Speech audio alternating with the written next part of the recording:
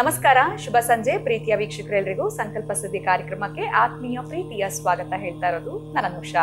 So ಮೊದಲನೇ ಬಾರಿ ನಮ್ಮ ಚಾನಲ್ ವೀಕ್ಷಿಸ್ತಿದ್ದೀರಾ ಅಂದ್ರೆ ಈಗ ನಮ್ಮ ಚಾನಲ್ನ ಸಬ್ಸ್ಕ್ರೈಬ್ ಮಾಡಿ, ನಮ್ಮ ವಿಡಿಯೋಸ್ನ ಲೈಕ್ ಮಾಡಿ. ನಿಮ್ಮ ಜೀವನದಲ್ಲಿ ಬರ್ತಿರುವಂತಹ ತೊಂದರೆಗಳು, ಕಷ್ಟಗಳು, ಸಮಸ್ಯೆಗಳು, ವಿವಾಹಕ್ಕೆ ಪ್ರಯತ್ನ ಪಡ್ತಾ ಇದೀವಿ, ವಿಳಂಬ ಆಗ್ತಾ ಇದೆ, ಬಿಸ್ನೆಸ್ ಲಾಸ್ ಆಗಿರ್ಬೋದು, ಮನೆಯಲ್ಲಿ ಅಶಾಂತಿಯ ವಾತಾವರಣ, ಆರೋಗ್ಯದಲ್ಲಿ ಸಮಸ್ಯೆಗಳು, ಜಾಬ್ ಪ್ರಾಬ್ಲಮ್, ಸ್ಟೂಡೆಂಟ್ಸ್ಗೆ ಎಜುಕೇಷನಲ್ ಸಮಸ್ಯೆಗಳಾಗ್ತಾ ಇರಬಹುದು. ಈ ಎಲ್ಲ ಒಂದು ತೊಂದರೆಗಳಿಂದ ಕೂಡ ನೀವು ಆದಷ್ಟು ಬೇಗ ಹೊರಗಡೆ ಬರಬೇಕು ಅಂತಂದ್ರೆ ಇವತ್ತೇ ಈಗಲೇ ನೀವು ಅಕ್ಷಯ ವೃಕ್ಷವನ್ನ ಬರಮಾಡ್ಕೊಳ್ಬಹುದು. ಇದೇ ಮಾರ್ಚ್ 29ನೇ ತಾರೀಕು ಶನಿ ಬದಲಾವಣೆಯ ಪ್ರಯುಕ್ತ ಶನೇಶ್ವರ ಹೋಮದ ಕಾರ್ಯಕ್ರಮ ಬಹಳ ಅದ್ದೂರಿಯಾಗಿ ನಡೀತಾ ಇದೆ. ಇದರಲ್ಲಿ ಕೂಡ ನೀವು ನೇರವಾಗಿ ಪಾಲ್ಗೊಳ್ಳಬಹುದು. ಇನ್ನು ಕಾರ್ಯಕ್ರಮದಲ್ಲಿ ನಮ್ಮ ಜೊತೆ ಇದ್ದಾರೆ ಸ್ಪಿರಿಚುವಲ್ ಗುರು ಡಾಕ್ಟರ್ ವಿಷ್ಣುದತ್ತ ಗುರುಜಿಯವರು. ಗುರುಜಿಯವರನ್ನ ಕಾರ್ಯಕ್ರಮಕ್ಕೆ ಬರಮಾಡ್ಕೊಳ್ಳೋಣ. ನಮಸ್ತೆ ಗುರುಗಳೇ, ಕಾರ್ಯಕ್ರಮಕ್ಕೆ ಆತ್ಮೀಯ ಸ್ವಾಗತ.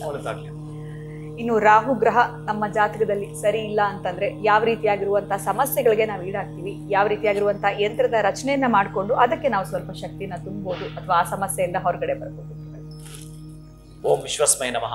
ಪ್ರೀತಿಯ ಬಂಧುಗಳೇ, ನೀವು ಹೇಳ್ತಿರ್ತೀರಲ್ಲ ಮಹಾಗಾಗ ಎಂತ ಅದು ಏನೋ ನಾವು 6 ಕತ್ತಲಿಲ್ಲ 3 ಕಿಳಿಲಿಲ್ಲ, ಏನೋ ಪಡಿಪಾಟ್ಲ ಜೀವನ ನಮ್ಮದು, ಏನು ಮಾಡಿದ್ರು ಕೂಡ ನಮ್ಮ ದಾರಿದ್ರ್ಯ ಕಳೆದು ಹೋಗ್ತಾ ಇಲ್ಲ, ನಮ್ಮ ಬದುಕಲ್ಲಿ ಏನಾದ್ರೂ ಒಂದು ಪವಾಡ ನಡಿಬೇಕು ಅನ್ನೋರಿಗೆ ಇಲ್ಲೊಂದು ರಹಸ್ಯವೂ ಅಡಗಿದೆ. ಬಹುಶಃ ಅವ್ರು ಯಾಗ ತೆಗೆದುಕೊಳ್ತಾರೆ ಹಾಗೆಲ್ಲ ಇರ್ತಾರೆ. ಆಮೇಲೆ ತಾಂತ್ರಿಕ ಪದ್ಧತಿ ಬೇಗ ಕೈ ಹಿಡಿತಾರೆ ಕೆಲವರಿಗೆ, ಇನ್ನು ಕೆಲವರಿಗೆ ನಿಧಾನ. ಅದು ಹೆಂಗೆ ಗೊತ್ತಾ, ಜಾತಕದಲ್ಲಿ ಪರಿವರ್ತನಾ ಯೋಗ ಅಂತ ಇರುತ್ತವೆ. ಆ ಪರಿವರ್ತನಾ ಯೋಗ ಇರುವಂತವ್ರಿಗೆ ಬಹಳ ಖುಷಿ ಇರುತ್ತೆ. ಆಮೇಲೆ ಭಾಗ್ಯದಲ್ಲಿ ಶುಕ್ರ ಇದ್ರೆ ಮತ್ತು ಅದರ ಕಥೆನೇ ಬೇರೆ ಇರುತ್ತೆ. ಅದಕ್ಕೆ ಅದು ಮುಂದಿನದ್ದು ಬಹುಶಃ ಯಾರು ಕೂಡ ಫೇಲ್ ಅಂತ ಚಾನ್ಸೇ ಇರಬಾರ್ದು. ಆಗಿದಾವೆ ಕೆಲವೆಲ್ಲ ಕೂಡ ಅವರು ನಪಾಸನ ಪದವೇ ಬಳಸಬಾರ್ದು. ಅವರು ಉತ್ತೀರ್ಣರೇ, ಅವರ ಮಾಡೋ ಕೆಲಸ ಸಕ್ಸಸ್ಸೇ 100ಕ್ಕೆ 100 ಅನ್ನೋದನ್ನ ಬರೆದುಕೊಳ್ಳಲೇಬೇಕು ನಾವು. ಅದು ಎಲ್ಲಿಂದ ನೀವು ಎಲ್ಲಿಗೆ ಸವಾಲು ಹಾಕಿದ್ರು ಅದು ನಡೆಯುತ್ತೆ. ಅಷ್ಟೆಲ್ಲ ಕೂಡ ಇದೆ ಈ ತಾಂತ್ರಿಕ ಪದ್ಧತಿನಲ್ಲಿ. ಈಗ ನೇರವಾಗಿ ನಾನು ರಾಹುಗೆ ಬಂದ್ಬಿಡ್ತೀನಿ. ರಾಹುಗೆ ಸಂಬಂಧಪಟ್ಟಾಗೆ ಒಂದು ಈ ಬ್ರೌನ್ ಕಲರ್ ಅಂದ್ರೆ ಬೂದು ಬಣ್ಣದ ವಸ್ತ್ರ, ಒಂದು ಕರ್ಚೀಫ್ ಸೈಜ್, ಇಷ್ಟು ದೊಡ್ಡದು ಬೇಡ, ಒಂದು ಚಿಕ್ಕದು ಮಾಡ್ಕೊಳ್ಳಿ. ಕರ್ಚೀಫ್ ಸೈಜ್ ತೆಗೆದುಕೊಳ್ತಾ ಆ ಒಂದು ಬೂದು ವರ್ಣದ ವಸ್ತ್ರದಲ್ಲಿ ಬಿಳಿಯ ವರ್ಣದ ಸ್ಕೆಚ್ ಪೆನ್, ಬಿಳಿಯ ವರ್ಣದ್ದೇ ಆಗಿರ್ಬೇಕು.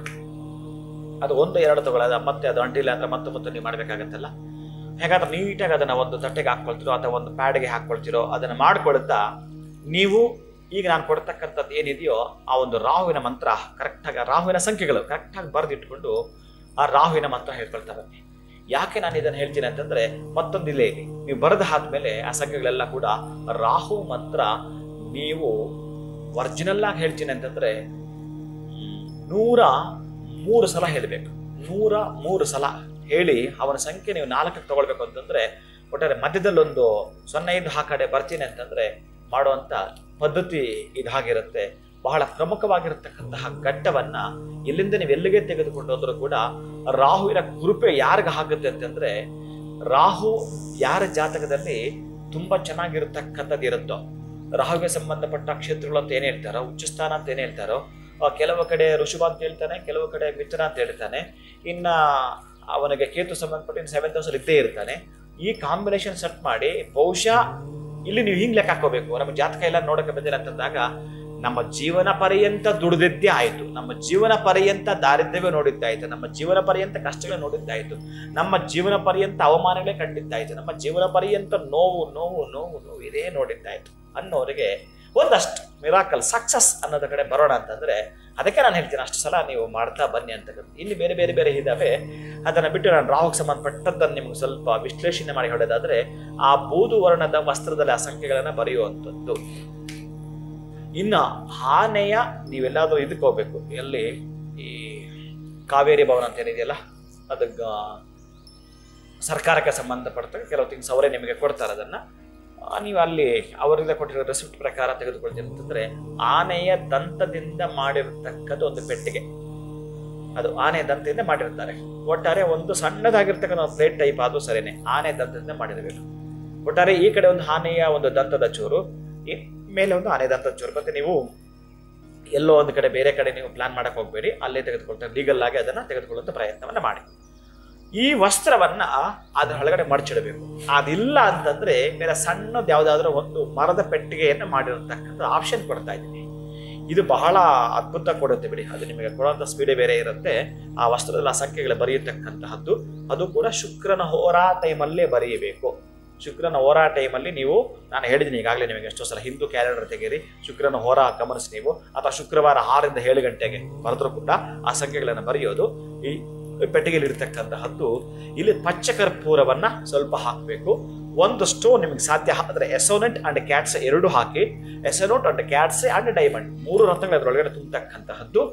ನಮಗೆ ಅದು ಯಾವುದು ಸಿಗಲಿಲ್ಲ ಅಂತ ಒಂದು ಜರ್ಕಾನ್ ಸಿಗುತ್ತೆ ವೈಟ್, ಅದನ್ನು ಕೂಡ ಹಾಕಿ ಅದರೊಳಗಡೆ ಮುಟ್ಟಿ ನಮಸ್ಕಾರ ಮಾಡಿಕೊಳ್ಳಬೇಕು. ಆ ಸಣ್ಣ ಪೆಟ್ಟಿನ ನೀವು ತೆಗೆದುಕೊಂಡು ಹೋಗ್ಬೇಕು ನಿಮ್ಮ ವ್ಯವಹಾರ ವ್ಯಾಪಾರಕ್ಕೆ. ಈಗಿತ್ತು ಅಂತಂದ್ರೆ ಸಡನ್ ಲಕ್ ಅಂತಾರಲ್ಲ, ಅದೇ.